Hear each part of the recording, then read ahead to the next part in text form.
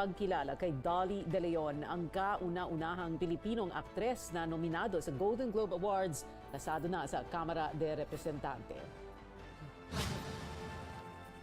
May mga pag-alburuto nga ba sa armed forces? Yan ang tinalakay sa pagdinig ng Senado tungkol sa AFP Fixed Term Law. Alamin natin ang detalye mula kay Amor. Amor? Pia, kinumpirma ng bagong Defense Secretary na si Carlito Galvez na may mga grumblings nga or in his own words, mga reklamo o tampo mula sa mga opisyal ng armed forces. Pero nilinaw niya, hindi yan magkaiba or hindi magkaiba yung pahayag niya ngayon doon sa naging pahayag niya nung nakaraang linggo na walang unrest sa military. Dahil totoo raw, wala naman daw talagang mga tangkang kudeta. Iginiit din ni AFP Chief General Andres Centino na in control siya sa mga pangyayari at nagkaroon ng smooth transition kahit na ikinagulat ng marami ang pagbabalik niya sa pwesto. Sa pagdinig ng Senado, sinabi ni Galvez na maganda ang layunin ng fixed term law na wakasan ng revolving door policy sa sandatahang lakas. Pero malaki raw ang impact nito lalo na sa 135,000 na enlisted personnel. Sandatahang lakas. Pero yung effect din sir, yung unintended consequences po ng consequences ng ating retirement law. Talagang it gravely affected the moral kasi nakita nila na mayroon pong makita po natin na ang affected is yung 90, 91, 92, 93, 94, hindi sila makaangat. Kasi yung nagkakaedad na sir sila, in our case, nag-brigade commander ako 49, sila nag-51, 52 na. Hindi pa sila nagbe-brigade. So, medyo apektado po yung kanilang career. Ang gusto lang daw ng AFP personnel, sense of fairness at i-level ang playing field. Masusolusyonan daw ito kung aamyendahan ng Republic Act 11709. Sa panukala ng Armed Forces, Chief of Staff na lang ang magkakaroon ng fixed term na 3 taon habang ang ilang matataas na opisyal, 2 years lang tulad ng Commanding Generals ng Army at Air Force at Flag Officer in Command ng Navy.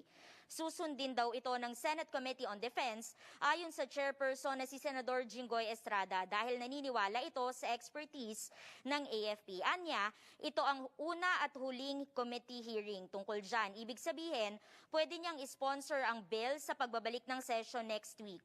Pasado na yan sa Kamara noong Disyembre matapos i-certify as urgent ni Pangulong Marcos. Pia?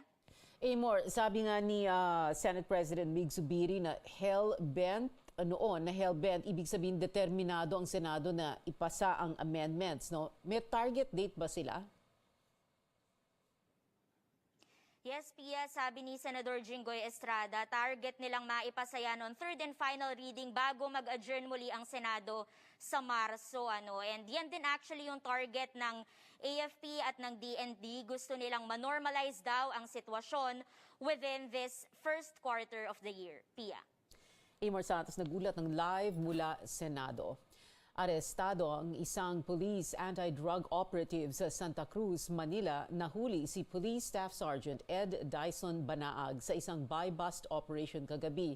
Ayon sa mga otoridad, sinubukan pa niyan tumakas gamit ang kanyang motorsiklo pero nabigo ito matapos sumemplang. Nakumpiska mula kay Banaag ang 25 gramo ng hininalang shabu na nagkakalaga ng 170,000 pesos.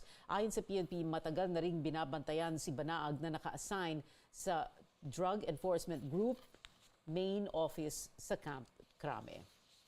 Ang pagkahuli kay Staff Sergeant Banaag ay parte pa rin ng ating isinasagawang internal cleansing sa PNP.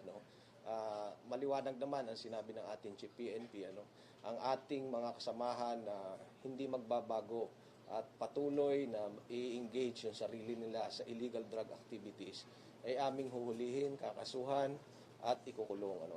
Kasama nito ang pag-dismiss sa serbisyo sa lalong madaling panahon. 2 pulis na nakabihis sibilyan din ang naaresto para sa obstruction of justice. Nakialam umano ang mga ito habang nag-iimbentaryo at nag-iimbestiga ang operating unit. Kinalaunay napag-alamang dati silang mga kasamahan ni Banaag sa Criminal Investigation and Detection Group o CIDG. Hindi ito ang unang beses na may police anti-drug operative na nahuli. Oktubre noong nakaraang taon, isang miyembro rin ng PDEG Special Operations Unit ang nahulihan ng shabu na nagkakalaga ng 13.6 million pesos sa Quiapo, Manila. Samantala, iniimbestigahan na ng pulisyang ilang araw na pagkawala ng dalawang peace advocates sa Cebu City. Una nang sinabi ng pamilya ng development workers na sina Diane Gumanaw at Armand Dayoha na sapilitan silang dinukot at pinasok sa van ng mga di pa nakikilalang lalaki. May lumabas din sa social media na video na umano'y pagkuha sa dalawa. Lunes ng umaga na makita ang dalawa na nasa maayos na kondisyon sa isang resort sa Carmen, Cebu. Ang PNP po ay mag-iimbestiga sapagkat ayon doon sa press conference na kanilang ginawa, ay inaaligasyon nila na mga PNP ang gumawa. Subalit dahil dyan, masusi ang pag-iimbestigang gagawin ng ating regional director. Sa ngayon, magbabacktracking sila ng mga CCTV para ma-determine kung mga totoong pulis ba talaga yung kumidnap doon sa dalawa. Para naman sa Human Rights Watchdog na karapatan, nakakabahala ang nangyari para sa iba pang mga miyembro ng cause-oriented groups. It's really very chilling. No? Kasi it was done in broad daylight. So brazen, there were many people there, but no one stopped the abduction, the kidnapping ng dalawa. And then, walang otoridad no, na nag-intervene. Talagang nakakabahala, nakakatakot, no? At nakakagalit, no? Because these things have become normal, especially with our climate of impunity. Si Gumanaw ay coordinator ng Alliance of Concerned Teachers Cebu at si Dayoha naman ay nagsilbing volunteer worker ng Alliance of Health Workers sa Cebu rin. Tingnan naman natin ang lagay ng panahon. Inaasahan ang pag-ulan sa Luzon at ilang bahagi ng Visayas at Mindanao. Kalat-kalat na pag-ulan din ang mararanasan sa Surigao del Norte, Dinagat Islands, Eastern Visayas, Bicol Region, Quezon at Calayan Islands. Dulot ito ng isa sa dalawang low-pressure area sa bansa at isa pang weather system. Pag-ulan din ang inaasahan sa Apayao, Cagayan Valley at Aurora, bunsod ng amihan. Posible ang pagbaha at pagguho ng lupa sa mga lugar na ito. At mahinang ulan naman ang mararanasan sa mga natitirang parte ng Luzon kasama ang Metro Manila. Matindi ang naging epekto ng sama ng panahon sa sektor ng agrikultura sa iba't ibang bahagi ng bansa. Sa Eastern Samar, nangangamba ang rice capital ng probinsya na baka 15 hanggang 20 sako lang ng palay ang produksyon sa susunod na anihan. Live ngayon mula sa Eastern Samar, ang aming correspondent na si Stanley Gehete. Stanley, kamusta na ang sektor ng agrikultura dyan? Pia, nagtungo tayo nga sa bayan ng Dolores, ang itinuturing na rice capital ng probinsya ng Eastern Samar. At ayon nga sa Municipal Agriculture Office, hindi na nga raw sila makakapag-produce ng humigit sa 100 kaban ng palay sa darating na anihan sa Marso at Abril. Ito ay dahil nga sa pinsalang dulot ng malakas na pag-ulan nitong nakaraang linggo at dagdag pa ng mga opisyal. Ito na raw ang maituturing na pinakamalalang unos na tumama sa sektor ng agrikultura sa loob ng 10 taon. Ayon sa pinakahuling ulat ng MDRRMO, umabot na sa halos 37 million pesos ang halaga ng pinsala sa agrikultura dito sa Dolores. Nasa 2,600 hectares ng palayan ang napinsala ng masamang panahon at naapektuhan ng higit 2,000 magsasaka. Hindi pa kasama rito ang naging epekto sa root crops at ilan pang agriculture products. Nagpulong na ang mga opisyal ng Municipal Agriculture Office at Regional Office tungkol sa pamimigay ng libreng binhi at pataba sa mga magsasaka. Pero dahil tumaas na rin ang presyo ng mga pataba, inaasahan nila na mas kaunti ang maibibigay sa mga magsasaka. Yung flooding ba, yung bagyo talaga about almost 24 hours lang. Tapos nagsusubside dito, hindi nagsusubside ng tubig. Continuous flooded yung rice field. Sa research, yung mga bases, talaga yung palay, kung mag-submergence 3 araw, wala na yan eh. Kasi imagine 11 days. Kailangan namin talaga. Kung mabuti kami yung hihingi ng tulong sa inyo, kung mabuti may paabot sa amin dito sa this month, January. Samantala, problema naman sa edukasyon ang hinaharap ng mga nakatira sa matataas na lugar sa Borongan City. Maraming mga lugar ang na-isolate kapag may landslide at matinding pagbaha. Kaya nasususpindi ang mga klase, lalo't madalas ay ang mga guro ang dumarayo sa mga liblib na lugar. Ang mga residente hindi naman maiwanan ang lugar dahil wala silang ibang malilipatan. Dapat taga rito kasi pag may flood, pag yung yung tulay submerged na, hindi talaga makatawid yung mga teachers. So tulad noon, since January 4, we cannot reach the station. So the learners, kawawa naman sila. Nakakapagod nga po mag-evacuate kasi mababa yung bahay namin eh. Ay kasi dito yung hanap buhay namin, dito kami na lumaki talaga.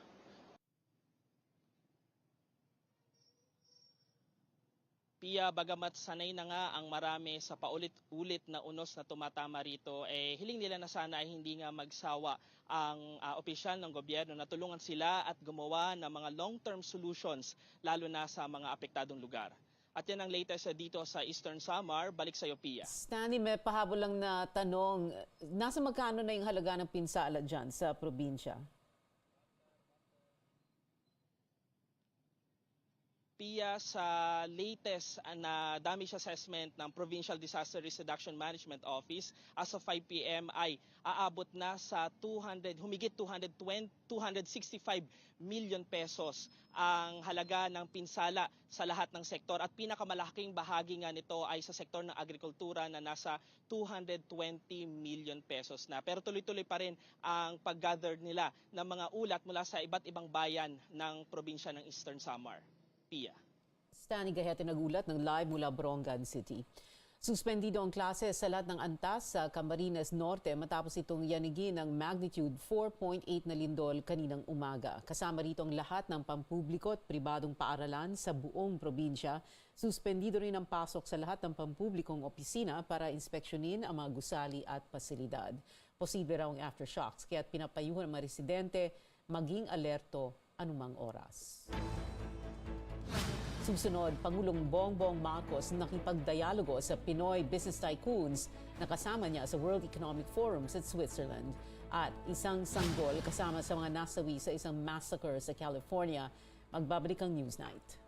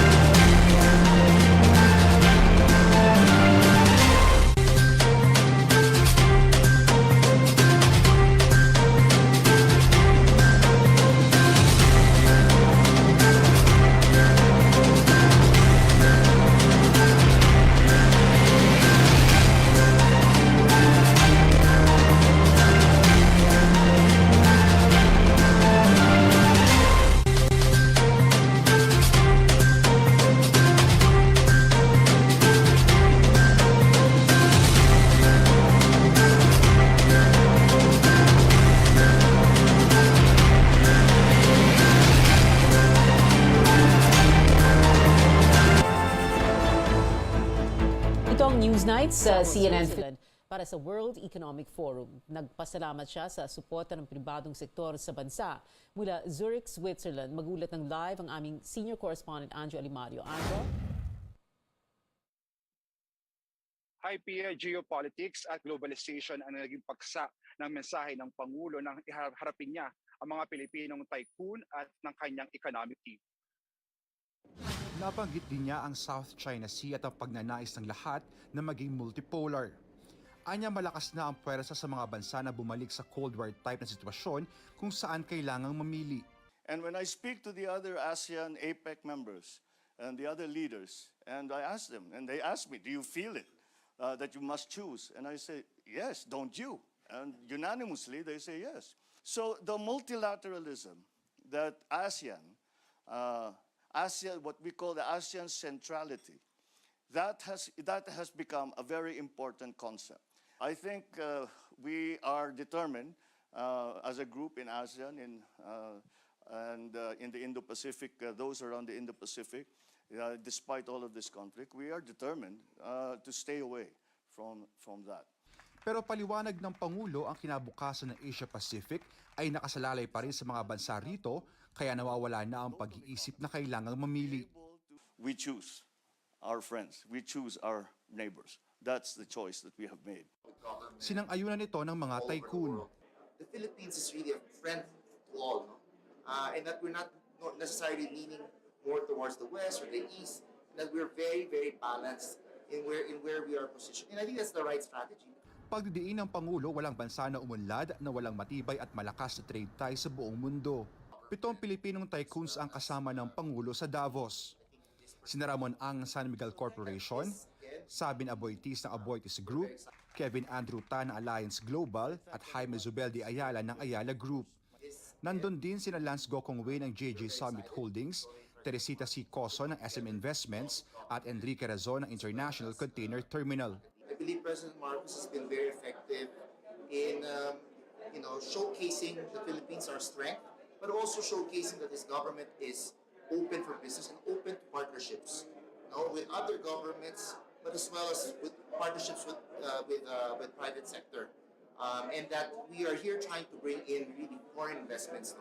Samantala, inanunsyo ni Finance Secretary Ben Jocno na posibleng lumago ang ekonomiya ng higit pa sa target na 7.5% noong nakaraang taon at inaasahang lalago pa ng 6.5% ngayong 2023. Ang buhay na manufacturing sector, record low na unemployment at matibay na banking system ay tandaan niya ng isang matatag na ekonomiya. Binanggit din ni Jocno ang kontrobersyal na Sovereign Wealth Fund na layo na i-diversify ang portfolio ng bansa. Kasabay ang pangako magkakaroon ng mataas na standards pagdating sa accountability at matibay na fiscal management.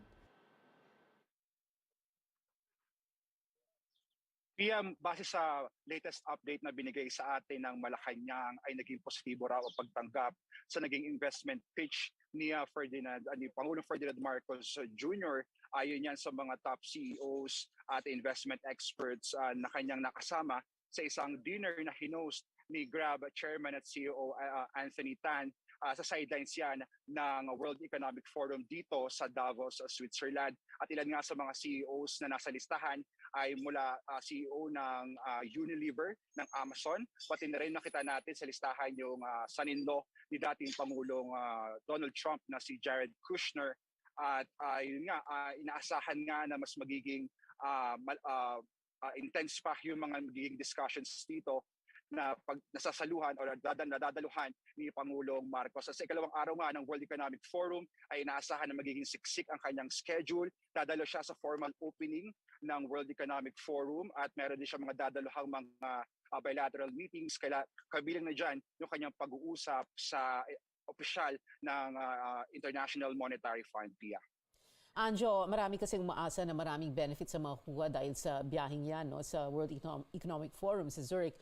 May tanong lang ako, may mga tanong kasi na kung ilan ba ang members ng delegation na iyan, ilan ang private sector, ang mga negosyante, the tycoons, and do they pay their own way?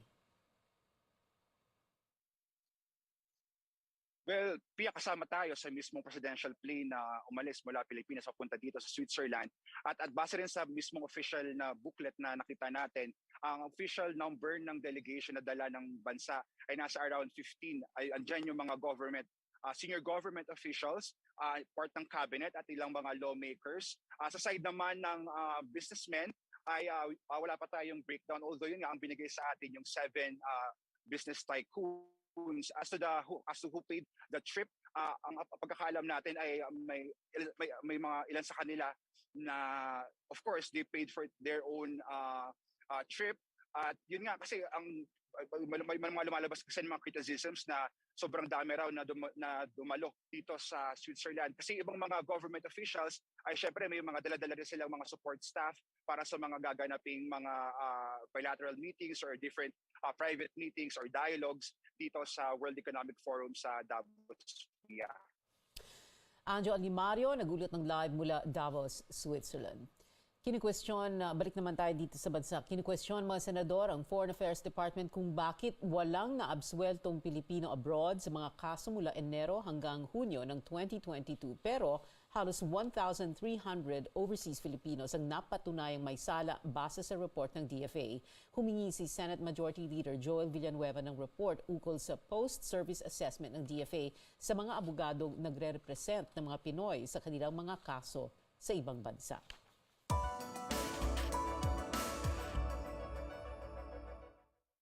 Balita sa ibayong dagat, 6 ang patay sa isang gang-related shooting sa isang bahay sa Tulare County sa California, sa US state of California. Tinawag itong horrific massacre ng mga otoridad. Kabilang sa mga nasawi ang isang 17 anyos na ina at ang kanyang 6 na buwang sanggol. Kapwa sila binaril sa ulo. Pinaghanap na ngayon ang 2 shooter. Matagal na umanong minamanmana ng mga otoridad ang bahay at mayroon ng narcotics search warrant. Sa China, ibinunyag ng regional governments doon ang limpak-limpak na perang ginastos para masugpo ang COVID-19 na una nang iniulat ng state-owned Xinhua News Agency na isang dahilan ng patong-patong na gastos kaya inabandona ang zero COVID-19 policy. Ang Guangdong province gumastos daw ng lampas 146 billion yuan o $22 billion para sa pandemic prevention and control mula pa noong 2020. Ang bulto ng pondo napunta sa COVID testing, vaccination at policy enforcement-related expenses.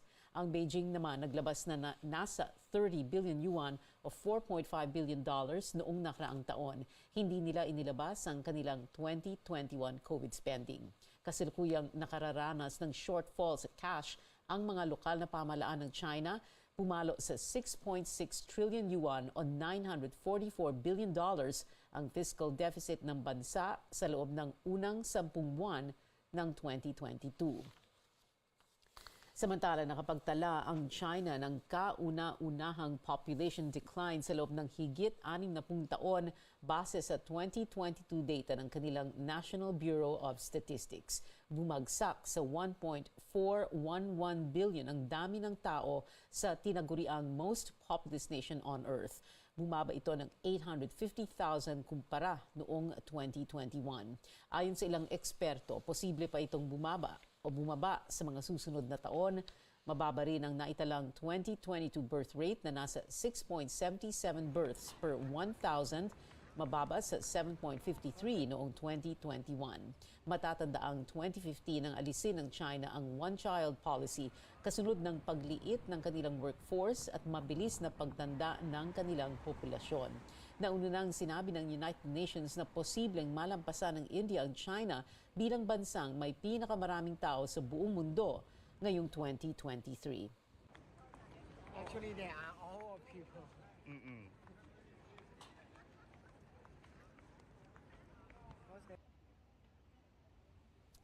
Sa Siberia, pumalo na sa minus 50 degrees Celsius ang temperatura na tinuguri ang world's coldest city.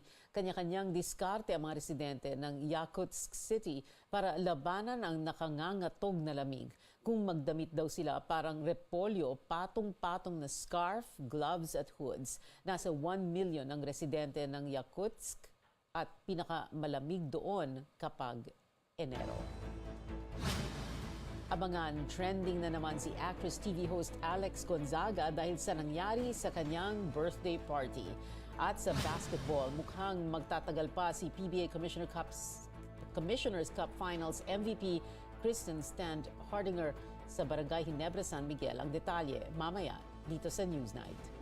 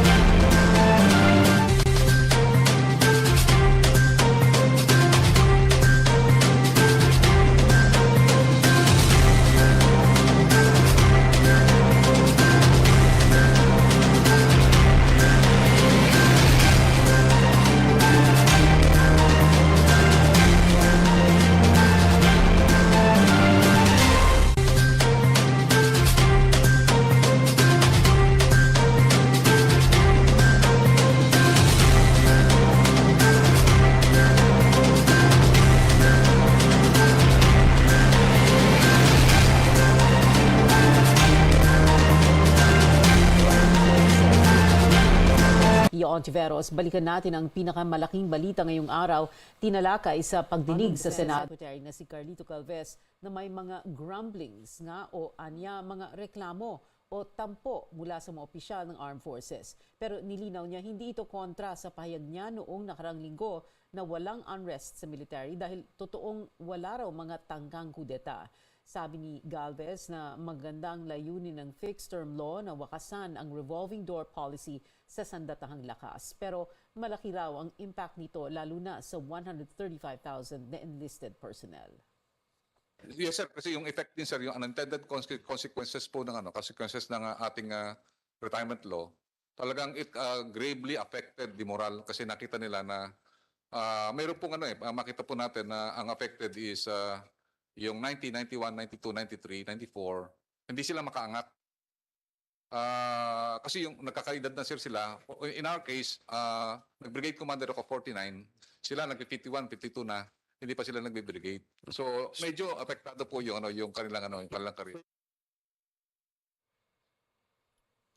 Ang gusto lang daw ng AFP personnel, sense of fairness at i-level ang playing field. Masosolusyonan daw ito kung amyendahan ng Republic Act 11709.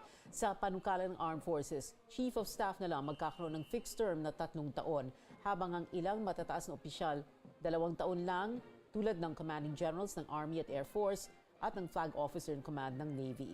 Susundin daw ito ng Senate Committee on Defense ayon sa chairperson na si Senador Jinggoy Estrada. Anya, ito ang una't huling committee hearing tungkol dyan. Ibig sabihin, pwede niyang isponsor ang bill sa pagbabalik ng session next week. Pasado na ang panukala sa Kamara noong Disyembre matapos i-certify as urgent ni Pangulong Marcos.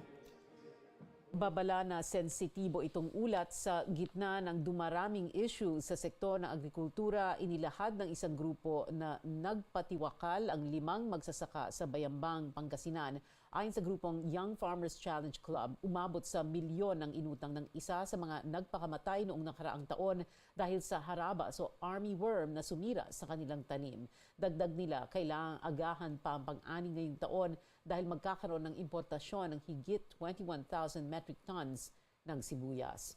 Para naman kay House Deputy Minority Leader Franz Castro, dapat may buwis para sa mga napakayaman tulad ng traders na binibili ang ani sa murang halaga at binibenta ito sa mahal na presyo. Anya, dahil sa mga trader at kartel, may mga magsasakang napipilitang ibenta ang kanilang lupa, pambayad utang.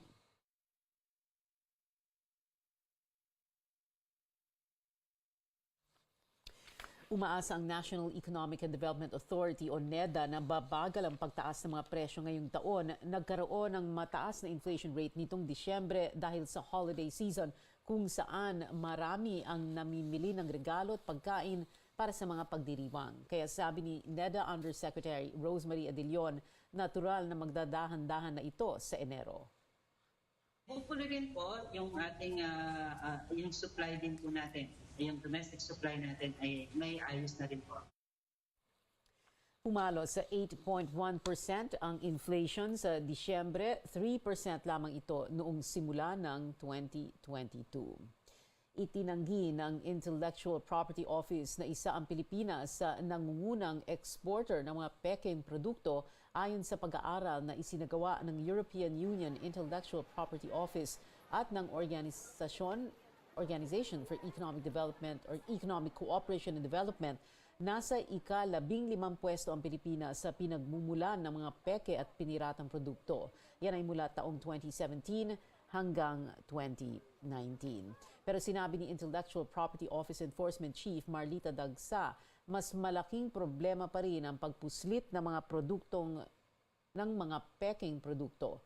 Batay sa records mula 2017 hanggang 2019, umabot sa halagang 23 billion pesos ang halaga ng mga kontrabandong nasabat ng customs. Yung mindset natin, di ba, lagi tayo mga Pilipino, mahilig tayo sa mura. So, not knowing na dangerous naman for us to consume that product. So, siguro yung change of mindset na we have to really respect, I think. Yung parang to protect ourselves, kailangan hindi mo force, ano ba yung hindi ba protect and then of course yung respect for intellectual property rights. Magpupulong sa January 27 ang komite ng World Health Organization o WHO para pagdesisyonan kung may global emergency pa rin dahil sa COVID-19. Sa isang media briefing, sinabi ni Health Department Officer in Charge Maria Rosario Vergere na mananatiling maingat ang DOH kahit pa ideklara ng WHO na tapos na ang pandemya. Sa katunayan, ipagpapatuloy pa rin ng gobyerno ang pagbili ng COVID-19 bivalent vaccines. Yan ay sa kabila ng ulat na nag-uugnay sa isang brand nito sa isang uri ng stroke sa mga matatanda. Pero sabi ni Vergere, maliit lang ang posibilidad na mangyari ito. Samantala, gumaling na ang 8 Pilipinong galing China na nagpositibo sa COVID-19. Natapos na nila ang isolation period at karamihan sa kanila ay nagkaroon lang ng mild symptoms. Pinaigting na ng Bureau of Quarantine ang protocol sa mga biyahero galing China mula nang dumami ang mga kaso ng COVID-19 doon. Kumpiyansa ang Commission on Elections na magiging mapayapa ang gaganaping special election sa February 25 sa ika-7 distrito ng Cavite. Yan ang sinabi ni COMELEC Chairman George Garcia sa isinasagawang Special Elections Joint Security Command Conference ngayong araw. Automated ang gagawing bilangan at canvassing ng mga boto. Nagsimula noong January 11 ang pag-imprenta ng mga balota at inaasang matatapos ito ngayong linggo. Magde-deploy naman ng nasa 3,000 personnel mula sa hanay ng Kapulisan, Coast Guard at Philippine Army para sa seguridad. Magpapatupad din ang gun ban simula January 26 hanggang March 12. 4 ang maglalaban-laban sa posisyon na nabakante ni Jesus Boying Remulla na itinalaga ng Pangulo bilang Justice Secretary noong Mayo ng nakaraang taon.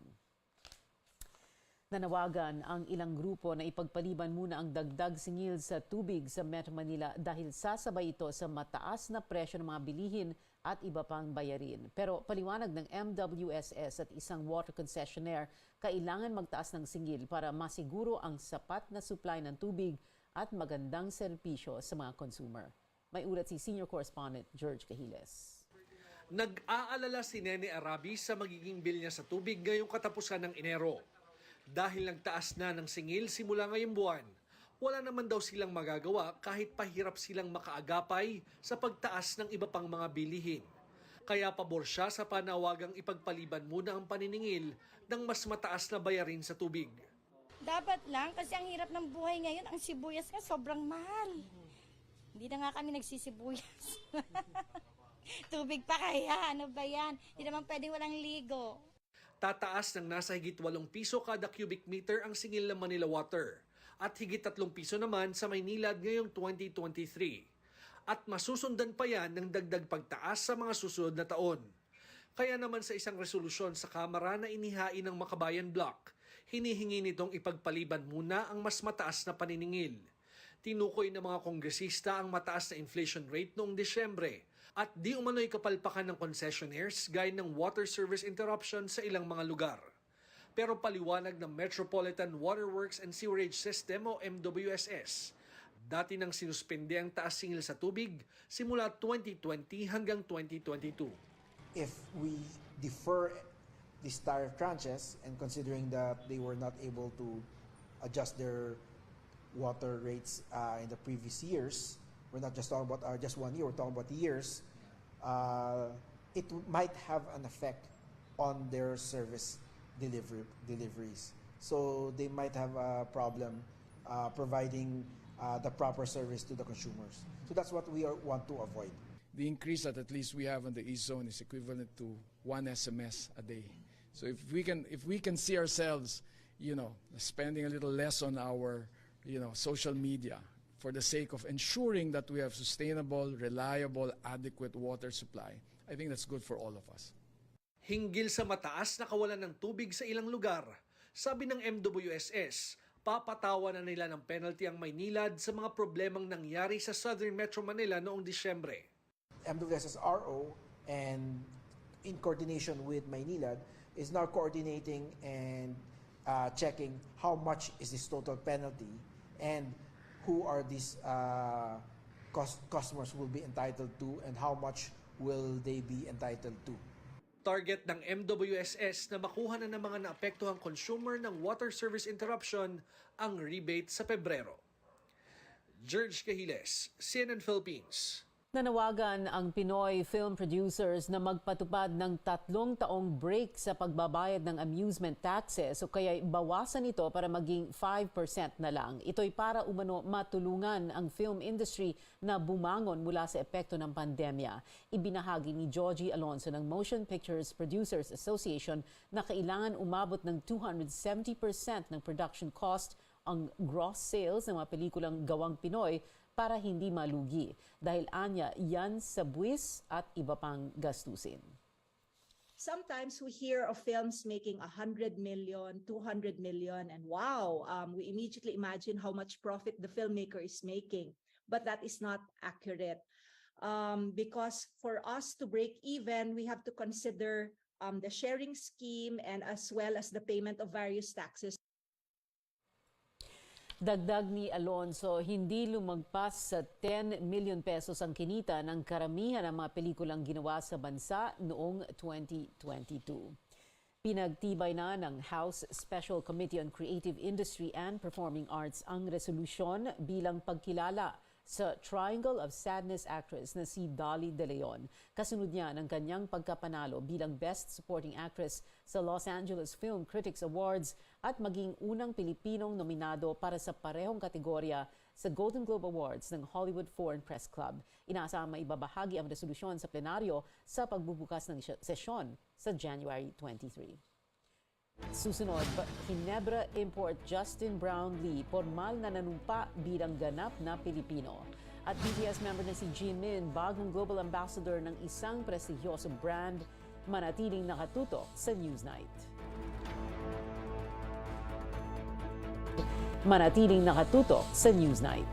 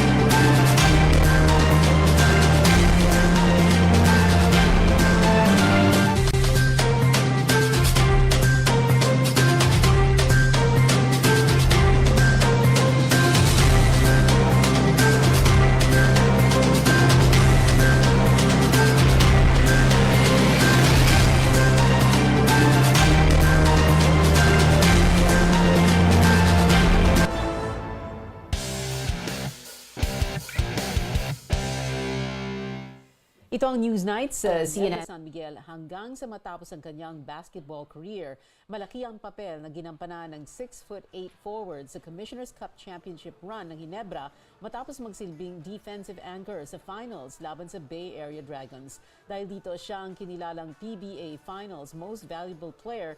Pag-amin ng 34-year-old Filipino-German cager, utang niya ang tagumpay niya kay kina San Miguel Corporation President at CEO Ramon Ang at Barangay Ginebra Team Governor Al Francis Chua.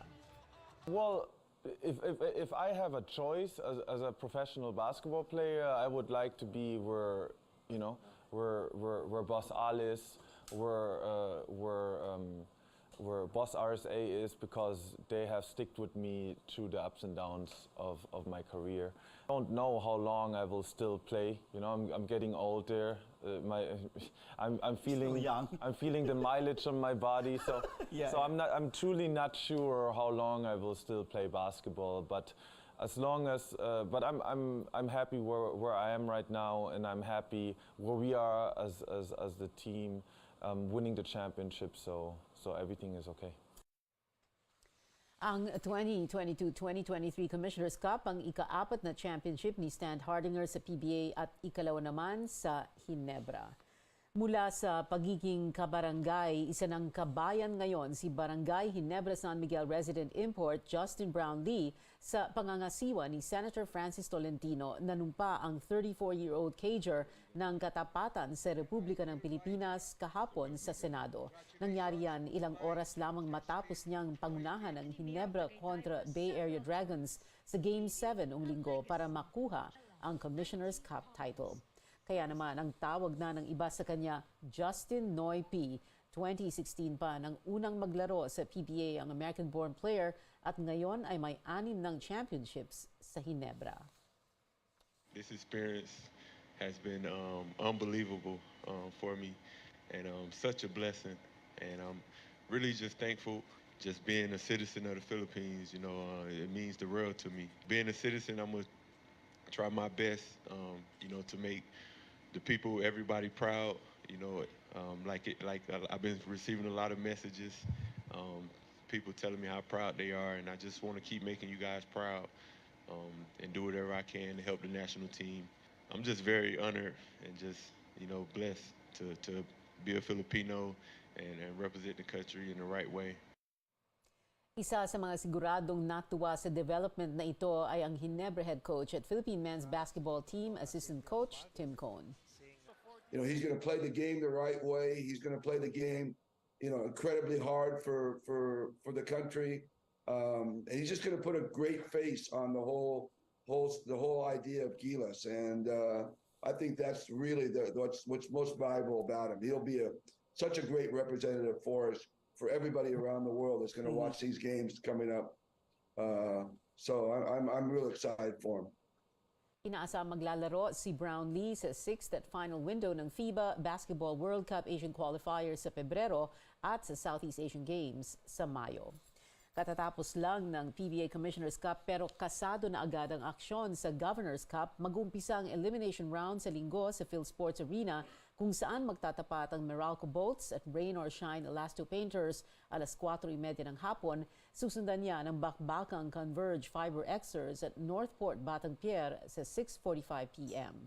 Susundan niya ng sinabi ko na yan. Ang Barangay Ginebra ang defending champions ng season-ending conference matapos talunin ang Meralco sa finals 4-2 noong April 2022.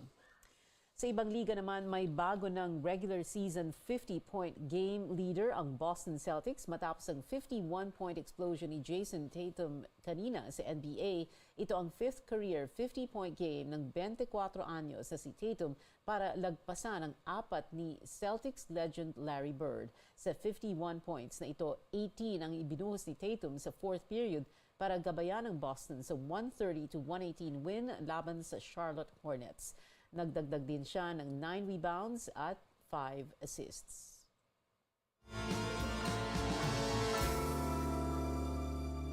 Kinumpirma na ni Liza Soberano na lilipat na siya sa Los Angeles, California para magpursige sa kanyang Hollywood career. Yan at iba pang showbiz updates hatid sa atin ni Sam Saguan. Sam. Pia, magre-relocate na nga sa Los Angeles, Amerika ang Filipino-American actress na si Liza Soberano para i-pursue ang kanyang Hollywood career. Kinumpirma niya yan sa isang vlog kasama ang Phil-Am beauty guru na si Patrick Starr. Anya, mas madali raw mag-build ng career doon if she's there herself dahil importante ang in-person meetings para sa mga audition o paghahanap ng projects. Sinabi rin ni Liza na plano niyang bumuo ng music career doon sa ilalim ng Careless record label ni James Reid. Sa ngayon ay sumasa-ilalim na raw siya sa vocal at acting lessons at looking forward din siyang mag-release ng isang kantang mala K-pop.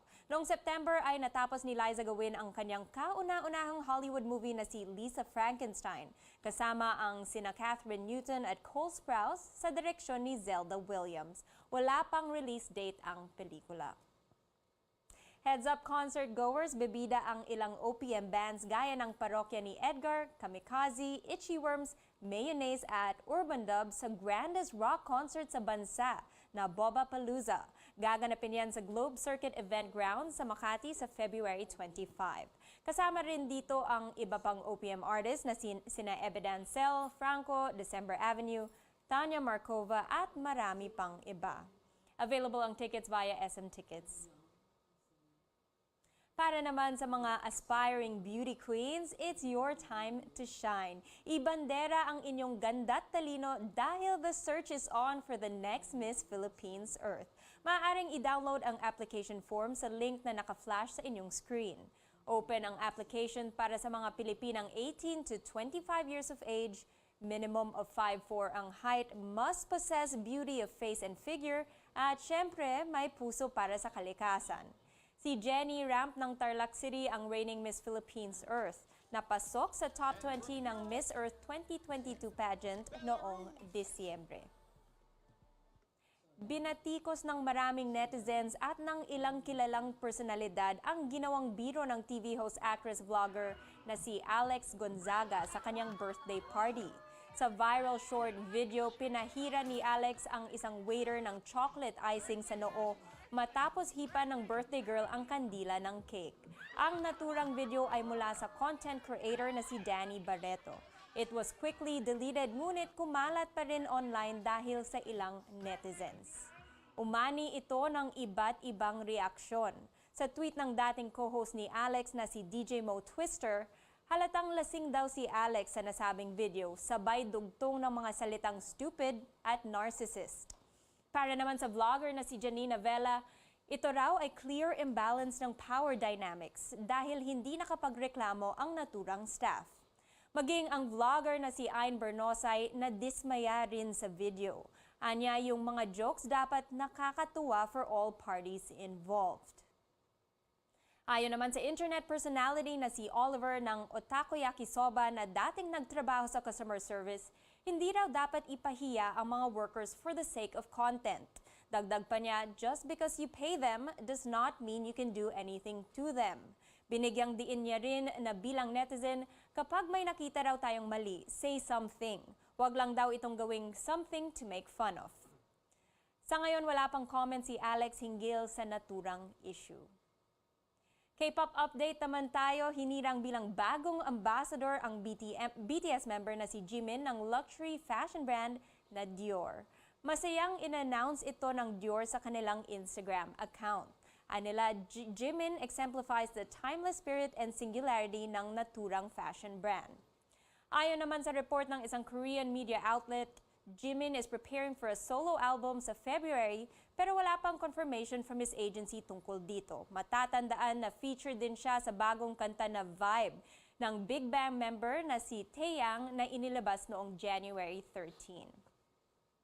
Magbabalik on-screen ang American singer na si Jennifer Lopez kasama ang American actor na si Josh Duhamel sa romantic action comedy film na Shotgun Wedding. Tungkol ito sa character nila bilang Darcy at Tom na unfortunately na-hostage ang kanilang dream wedding. Wala silang ibang magawa kundi sagipin ang kanilang sarili at mga mahal sa buhay. Here's a sneak peek.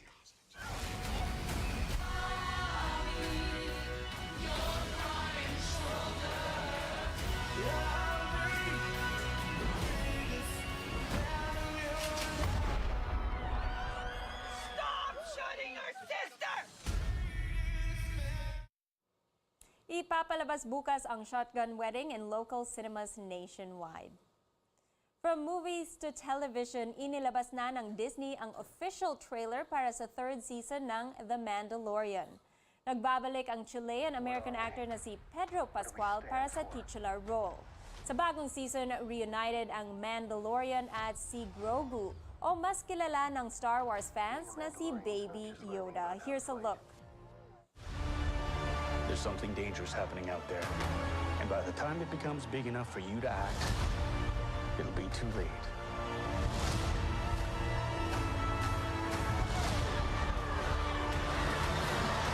Hang on, kid.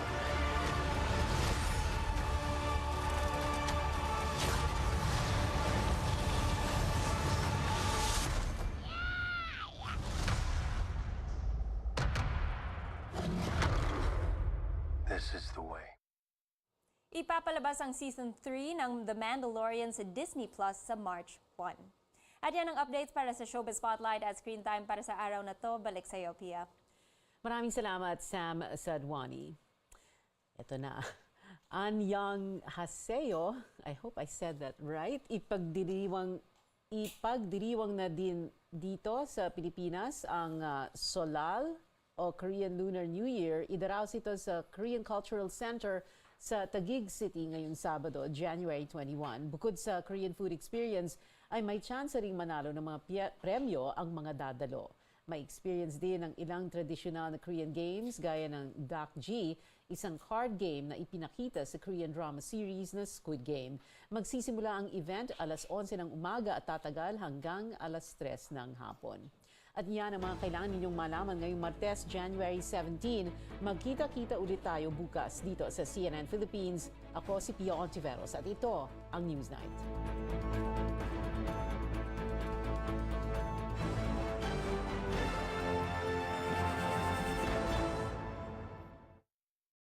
This program is brought to you by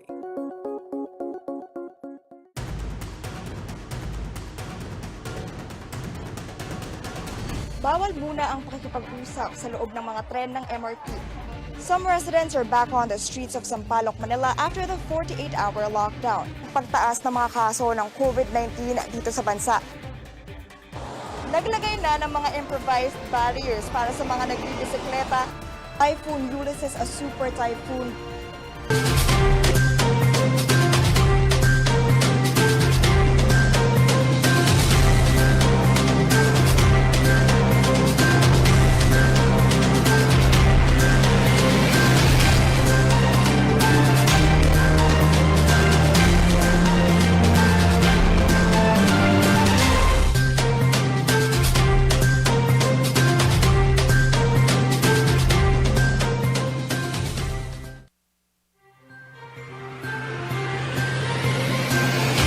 CNN Philippines are sa RPN DZKI-IRIGA alas 6 hasta alas 7 ng magi, Lunes hanggang Biyernes. CNN Philippines are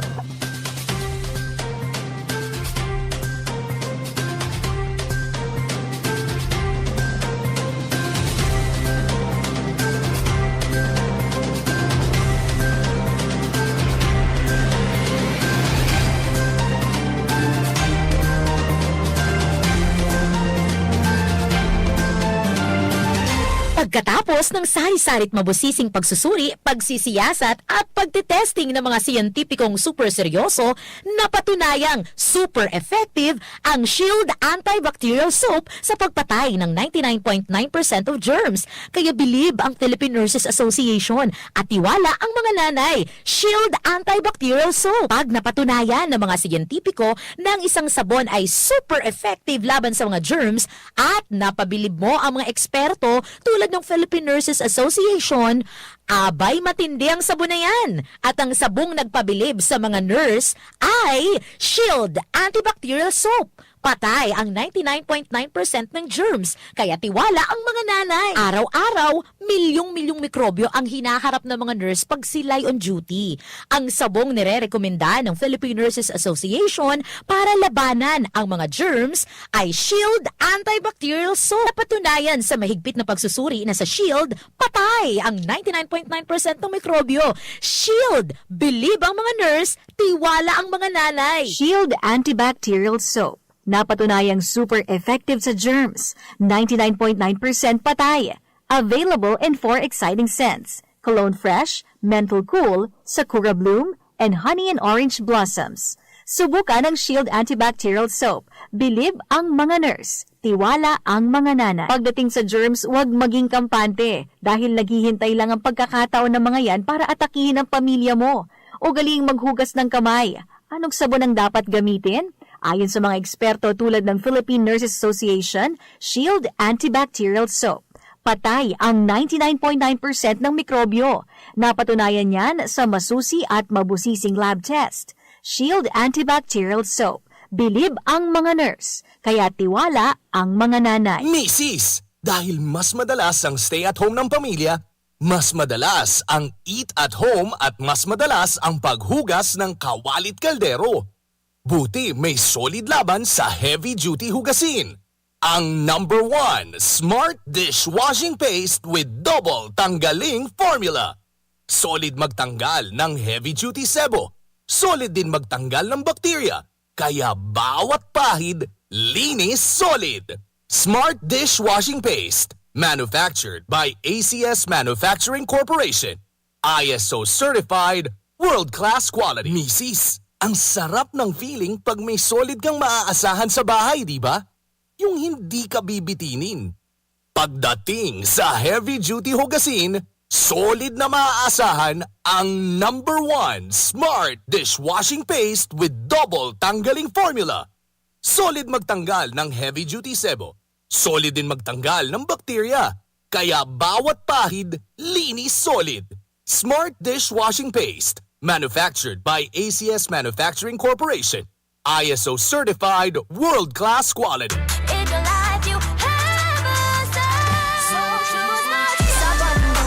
GSM Blue ang kasama. We choose GSM Blue. Choose what's true. Dahil ito ang GSM Blue. Drink responsibly. A first on radio.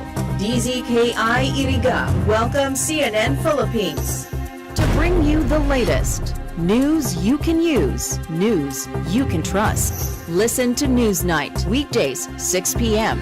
We now go above and beyond the headlines. Followed by Med Talk Health Talk. We'll talk about how to keep ourselves healthy during the pandemic. Politics as usual. In this country, not everything really goes according to plan, and politics is, as usual, Up close and more. Catch CNN Philippines Hour on DZKI-IRIGA. Weekdays, 6 to 7 p.m. Magandang araw po! Sir, nakainom na kayo nitong iBerry. Pangalan po natin? Ako si Ronaldo Budisto, 59 years old. Sa umaga at sa gabi. Sa umaga at sa gabi, tapos ng kain. Pwede niyo po bang maibahagi itong paggamit yun ng iBerry? Dahil dati ako bukok, dahil diabetic ko. Tapos hindi na ako malabo ng mata ko. Lagi na rin ang mata ko. Ah, so dahil pala sa diabetes. Narinig ko ng iBerry, try ko. Ilang bulan, hindi may ano ng mata ko. Ikikita na ko. Yun, tuloy-tuloy na ako ng iBerry. Salamat sa iBerry. Kayo din, may limas mata. Try nyo ang iBerry. The best.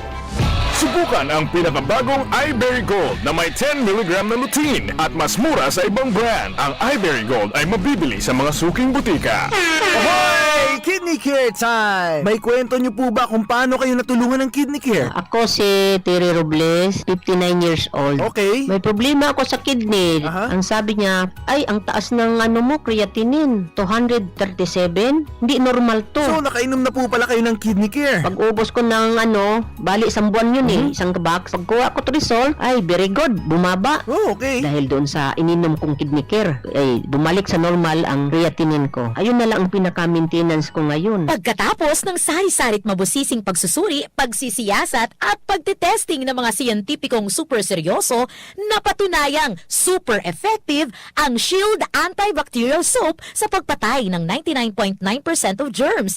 Kaya bilib ang Philippine Nurses Association at tiwala ang mga nanay. Shield Antibacterial Soap. Pag napatunayan ng mga siyentipiko na ang isang sabon ay super effective laban sa mga germs at napabilib mo ang mga eksperto tulad ng Philippine Nurses Association, abay matindi ang sabon na yan. At ang sabong nagpabilib sa mga nurse ay Shield Antibacterial Soap. Patay ang 99.9% ng germs, kaya tiwala ang mga nanay. Araw-araw, milyong-milyong mikrobyo ang hinaharap ng mga nurse pag sila'y on duty. Ang sabong nire-rekomenda ng Philippine Nurses Association para labanan ang mga germs ay Shield Antibacterial Soap. Napatunayan sa mahigpit na pagsusuri na sa Shield, patay ang 99.9% ng mikrobyo. Shield, bilib ang mga nurse, tiwala ang mga nanay. Shield Antibacterial Soap. Napatunayang super effective sa germs. 99.9% patay. Available in 4 exciting scents. Cologne Fresh, Mental Cool, Sakura Bloom, and Honey and Orange Blossoms. Subukan ang Shield Antibacterial Soap. Bilib ang mga nurse. Tiwala ang mga nanay. Pagdating sa germs, huwag maging kampante dahil naghihintay lang ang pagkakataon ng mga yan para atakihin ang pamilya mo. Ugaling maghugas ng kamay. Anong sabon ang dapat gamitin? Ayon sa mga eksperto tulad ng Philippine Nurses Association, Shield Antibacterial Soap. Patay ang 99.9% ng mikrobyo. Napatunayan yan sa masusi at mabusising lab test. Shield Antibacterial Soap. Bilib ang mga nurse. Kaya tiwala. Inis Solid. Smart Dishwashing Paste. Manufactured by ACS Manufacturing Corporation. ISO certified, world-class quality. Misis, ang sarap ng feeling pag may solid kang maaasahan sa bahay, di ba? Yung hindi ka bibitinin. Pagdating sa heavy-duty hugasin, solid na maaasahan ang #1 Smart Dishwashing Paste with double tanggaling formula. Solid magtanggal ng heavy-duty sebo. Solid din magtanggal ng bakterya. Kaya bawat pahid, linis solid. Smart Dishwashing Paste. Manufactured by ACS Manufacturing Corporation. ISO certified, world-class quality. RBN Radio Philippines Network. DZRL Batak. DZKI-IRIGA. DYKB Bacolod. DYKC Cebu. DXKS Surigao. DXKO Cagayan de Oro. DXXX Zamboanga. DXKD Dipolo. DXKT Davao.